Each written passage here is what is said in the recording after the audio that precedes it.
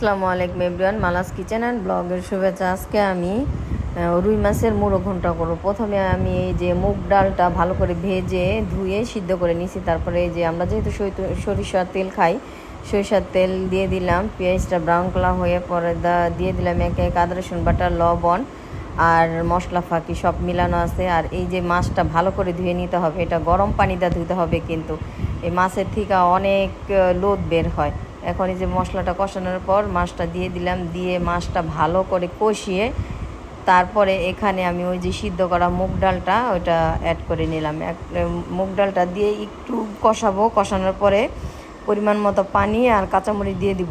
কাঁচামরিচ দেওয়ার পরে এখানে ঢেকে দিব। দেওয়ার পরে যখন এই যে মাছটা সিদ্ধ হয়ে যাবে, মাছটাও হয়ে যাবে, তখন আমি শাক বাটা দিয়ে দিব। যেহেতু আমরা বিক্রমপুরের মানুষ, শাক বাটা আমরা সব তরকারিতে খাই, শুধু ইলিশ মাছ ছাড়া। এখানে দিয়ে দিলাম ধনে পাতা দেওয়ার পরে 1-2 মিনিট নাড়াচাড়া করব, তারপর নামাই ফেলবো। দেখেন কত সুন্দর কালার হয়েছে, মাশাআল্লাহ, আলহামদুলিল্লাহ।